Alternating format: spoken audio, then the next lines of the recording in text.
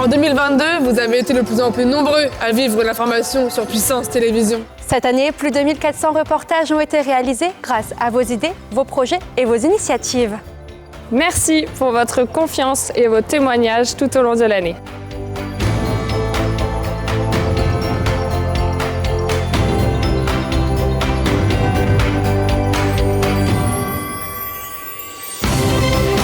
En 2023, Puissance Télévisions continue sa mission d'information et poursuit son évolution. Plus que jamais, vivons l'info ensemble.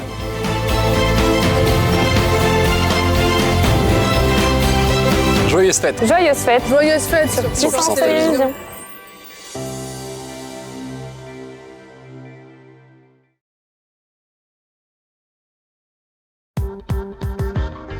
Si vous sortez, que vous buvez, prévoyez une solution pour bien rentrer. Bien rentrer avec un pro. Bien rentrer en transport en commun. Bien rentrer avec Sam, le capitaine de soirée. Et si on a bu, on attend le lendemain pour bien rentrer. Bien réveillonner, c'est aussi bien rentrer. Tous nos conseils sur préventionroutière.asso.fr.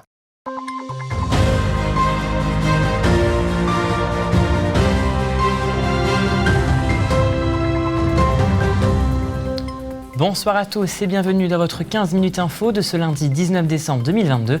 Tout de suite, les titres de cette édition. Pour la 7e année, les cylindrés du Pays Vitria ont organisé le défilé des Pères Noël à moto. La manécanterie de l'Estique Notre-Dame et la classe d'orgue du Conservatoire de Saint-Dizier ont donné un concert dans l'église Notre-Dame. Et une murder party s'est déroulée à la médiathèque de Saint-Dizier. Durant 1 heure, les participants devaient retrouver le coupable du crime.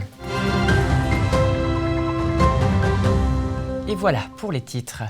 Le Père Noël était en visite à Vitry-le-François pour la 7e année. Une centaine de motards déguisés en Père Noël ont défilé dans les rues de la Cité Rose. Ce rendez-vous organisé par les cylindrés du Vitria a un but caritatif, celui de récolter des jouets pour le Noël des enfants des Restos du Cœur. Un reportage de Brigitte Maestrassi. Moto, quad ou encore sidecar ont remplacé provisoirement le traîneau du Père Noël à Vitry-le-François. Les motards ont défilé ce dimanche 18 décembre autour de la place d'Armes. Cet événement organisé par le club de moto Les Cylindrés du Pays Vitria a rassemblé une centaine de personnes.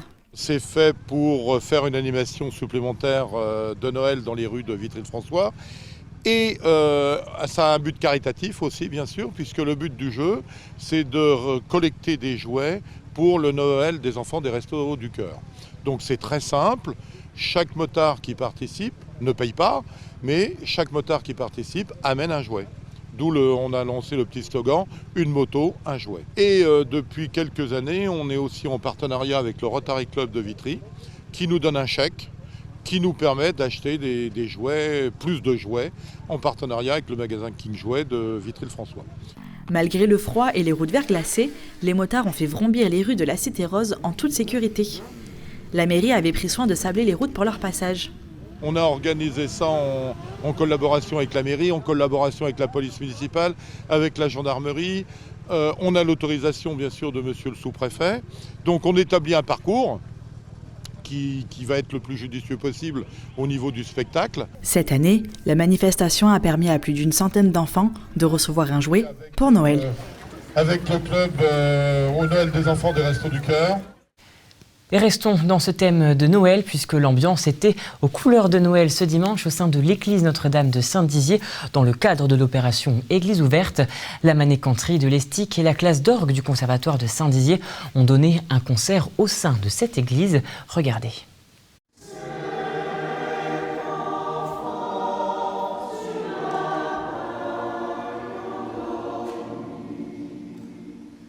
Les chants de Noël résonnaient ce dimanche après-midi au sein de l'église Notre-Dame à Saint-Dizier.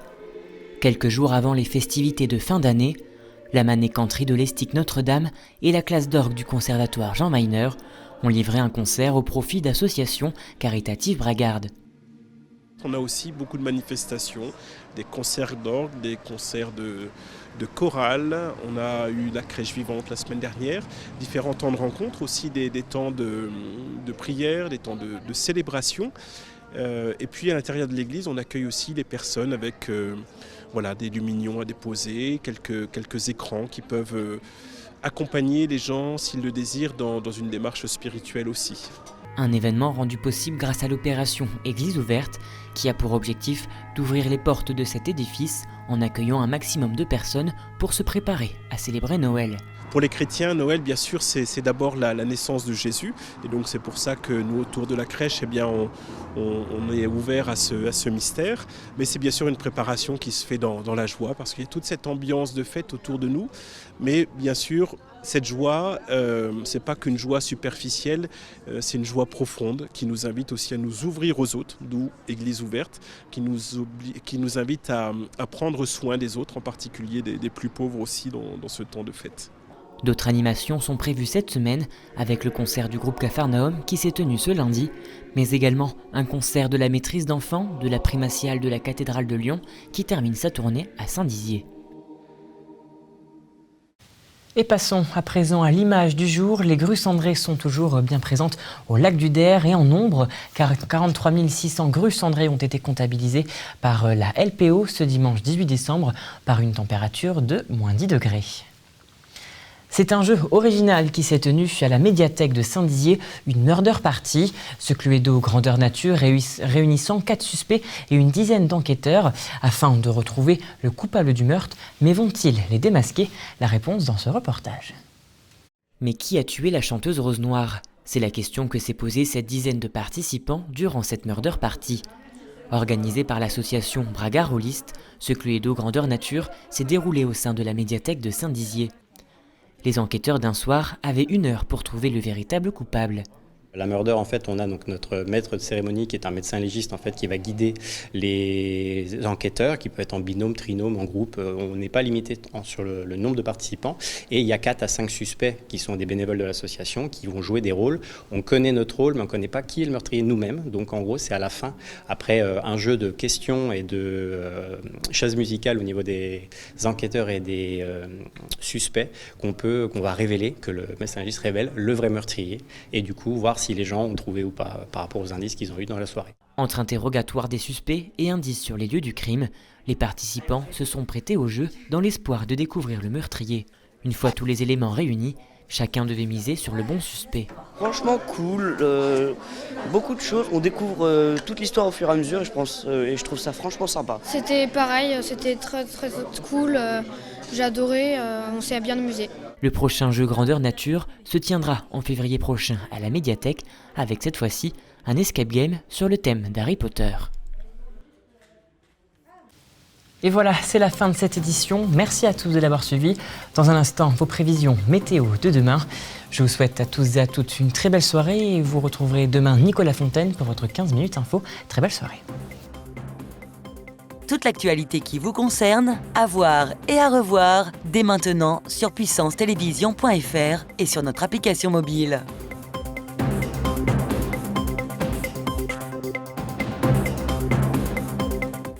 Noël approche. Jusqu'au 25 décembre, Puissance Télévision vous fait remporter chaque jour un cadeau avec son calendrier de l'Avent. Des sapins de Noël naturels avec Magasin Vert. Des places de spectacle avec les 3 scènes. Et encore plein d'autres cadeaux à découvrir. Alors rendez-vous chaque jour sur nos réseaux sociaux. Avec Puissance Télévision, c'est Noël avant Noël. Jeux gratuits sans obligation d'achat, informations et inscriptions sur puissancetélévision.fr. Joyeuses fêtes sur Puissance Télévision. 1, 2, 3.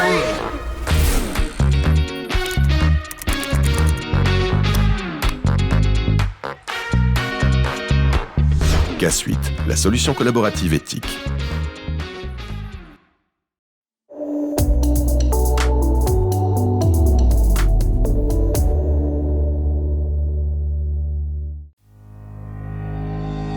Bonsoir à toutes et à tous.